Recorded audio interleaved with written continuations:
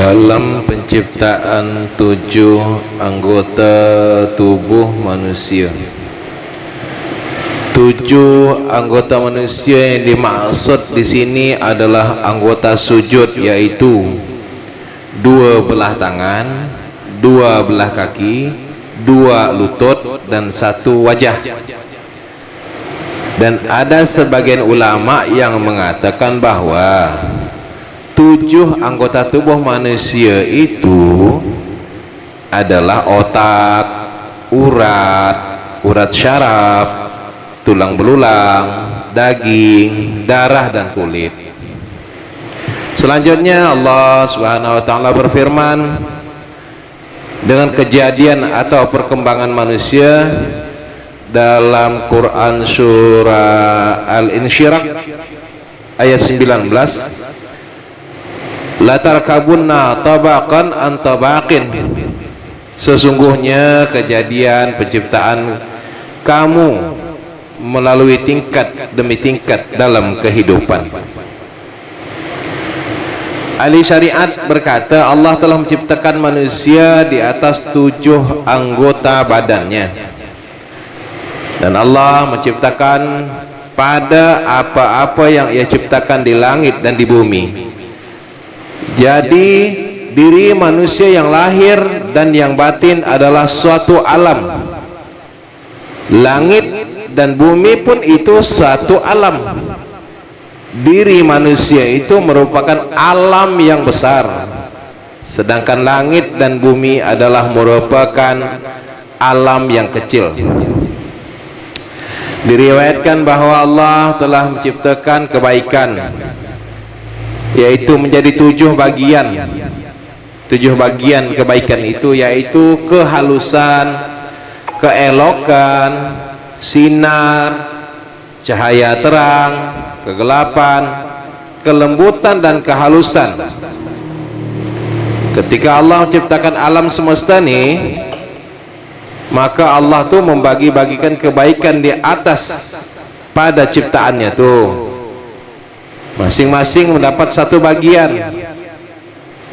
Kalau kehalusan itu diberikan Allah kepada surga, kalau keelokan diberikan Allah itu kepada bidadari ad-dahiyah, yaitu sinar, diberikannya kepada matahari, dan nur atau cahaya diberikan Allah kepada bulan, sebagaimana firman Allah dalam Al-Quran, yaitu Quran surah Yunus ayat 5 yang berbunyi huwallazi ja'ala syamsa diya'an wal qamara nuran.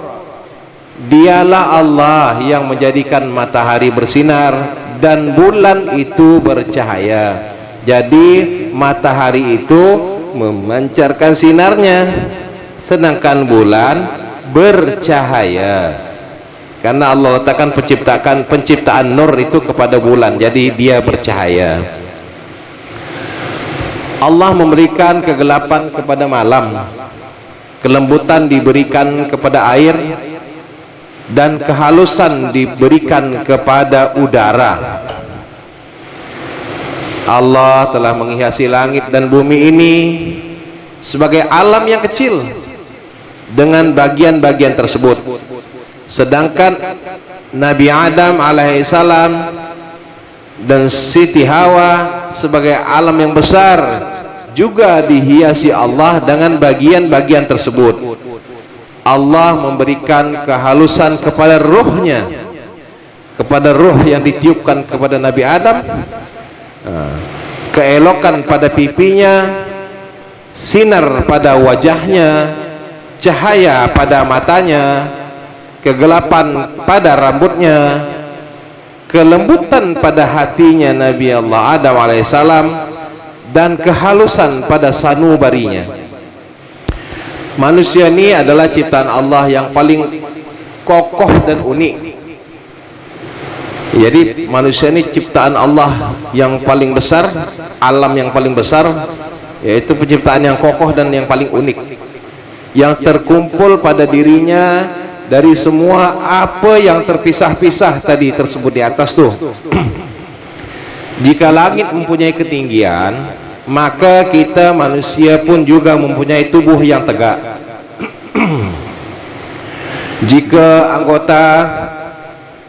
Jika angkasa ada matahari dan bulan, maka pada diri manusia pun ada 2 biji mata.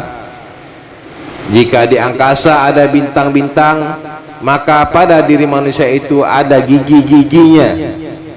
Jika di langit mempunyai qatrah atau tetesan air, maka pada manusia itu ada juga abrah namanya, yaitu air mata. Kalau tetesan air dari langit itu namanya qatrah. Kalau tetesan air mata manusia itu abrah. Jika di langit terdapat suara petir, maka pada diri manusia pun Allah ciptakan seumpama petir, yaitu suara bersin. Dan jika di bumi ini ada kestabilan, maka pada diri manusia juga Allah berikan ketenangan, kestabilan dan kehebatan. Dan jika di bumi ini sungai-sungai, adanya sungai-sungai yang mengalir, dan pada diri manusia kita seperti dalam diri kita nih, yaitu Allah ciptakan seperti sungai-sungai juga, yaitu urat-urat kita yang mengalirkan darah-darah kita ke seluruh tubuh kita. Sedangkan rambut kita nih sebagai ganti daripada rumput-rumput yang ada di muka bumi, yang ada pada manusia ini seperti rambut, bulu-bulu dan lain sebagainya. Itulah perumpamaan antara alam besar dan alam kecil. Alam besar itu tadi manusia, alam kecil itu dunia ini. Jadi boleh kita renungkan, wahai saudaraku yang dimuliakan Allah, jika di langit ada arsy-Nya Allah, maka kemauan seorang mukmin itu lebih besar daripadanya. Dan jika di langit ada surga, maka seorang mukmin punya hati yang lebih baik daripadanya.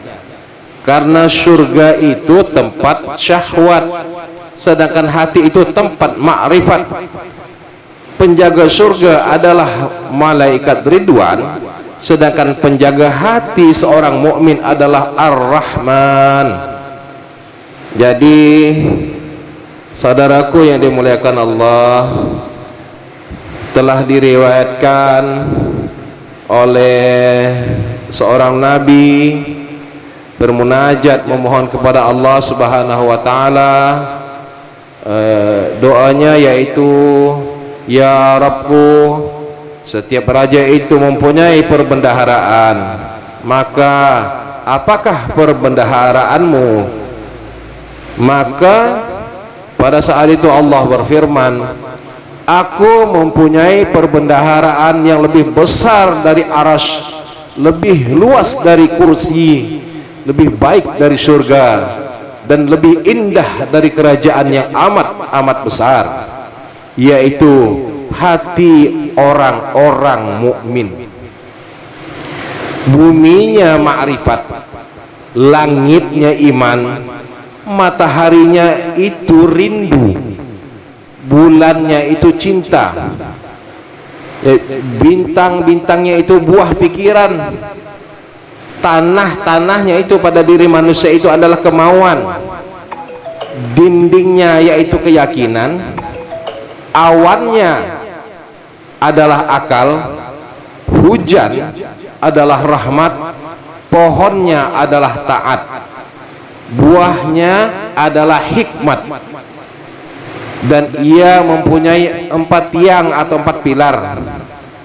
Jadi di 4 tiang itu ada yang bernama tawakal, ada tiang yang bernama sabar, ada tiang yang bernama yakin, dan ada pula tiang yang bernama kemuliaan.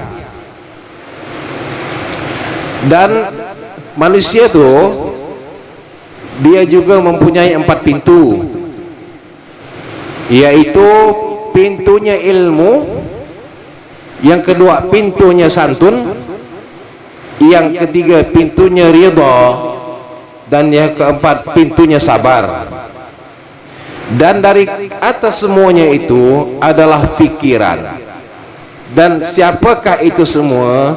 Itu semua adalah hati, yaitu hati yang ada pada diri manusia, tetapi hati yang bukannya hati segumpal darah. Dia adalah kebenaran hakiki hati yang ada pada diri kita, yang Allah masukkan ke dalam diri kita. Jadi Allah telah ciptakan pada alam ini 7 lapis langit, dan Allah juga menciptakan pada diri manusia itu 7 anggota. Dan Allah telah menciptakan pada alam semesta ini, yaitu bintang-bintang. Pada diri manusia Allah menciptakan kutu, ada telur kutu. Dan ia menciptakan di dalam semesta, yaitu matahari. Maka ia pun telah menciptakan yang serupa pada diri manusia, yaitu hati yang bermakrifat kepada Allah Subhanahu wa taala. Saudaraku yang dimuliakan Allah, yang dirahmati Allah Subhanahu wa taala, di alam semesta ini ada bulan. Maka Allah menciptakan yang serupa dengannya itu kepada diri manusia, yaitu akal. Dan di dalam semesta ini ada burung-burung. Maka pada diri manusia itu ada namanya disebut dengan buah pikiran. Dan bila alam semesta ini ada gunung-gunung, maka dalam diri manusia itu pun ada tulang belulang. Di alam semesta ada 4 macam air. Di alam semesta ini ada 4 macam air, wahai saudaraku yang dimuliakan Allah, yaitu air tawar, air yang pahit, air asin, dan air yang busuk. Maka saudaraku, pada diri manusia itu pun ada 4 juga macam air pada diri manusia itu. Kalau air tawar itu di mulutnya, air yang pahit itu di telinganya, air yang asin itu dari tetesan air matanya, dan air yang busuk itu berada di lubang hidungnya manusia. Jadi saudaraku yang dimuliakan Allah Subhanahu wa taala, dalam hal ini Allah telah berfirman ke dalam Quran surah Az-Zariyat ayat 21. A'udzubillahi minasyaitonir rajim. Wa fi anfusikum afala tubsirun. Dan pada dirimu itu, kata Allah, kenapa tidak engkau memikirkannya kebesaran-kebesaran Allah Subhanahu wa taala yang ada pada dirimu? Afala tubsirun. Afala tubsirun. Kata-kata ini Allah ulang lebih dari 20 kali di dalam Al-Quranul Karim. Kenapa tidak kau pikirkan kebesaran-kebesaran Allah yang ada pada dirimu, sedangkan dirimu adalah alam yang besar? Maka ketahuilah, wahai saudaraku, bahwa Allah Subhanahu wa taala yang telah menciptakan kita ni dan membentuk kita atas 7 anggota badan, atas 70 sendi, 148 tulang, 360 urat, dan 124.000 akar rambut. Diberinya 2 tangan, 2 kaki, 2 mata, 2 telinga, dan lain-lain anggota badan kita. Sedangkan kehidupan ini semua hanyalah dengan satu arah. Demikian pula halnya dengan kejadian atau penciptaan Arasy, Al-Kursi, surga, neraka, Lauhil Mahfuz, qalam, langit dan bumi, sungai, laut, para nabi, jin, manusia, semuanya itu penciptaannya hanyalah satu, yaitu Allahu Ahad. Dan Allah Maha Kuasa atas segala sesuatu. Wahai saudaraku, kita dengarkan bersama-sama, kita renungkan, semoga bermanfaat, menambah hazanah ilmu kita,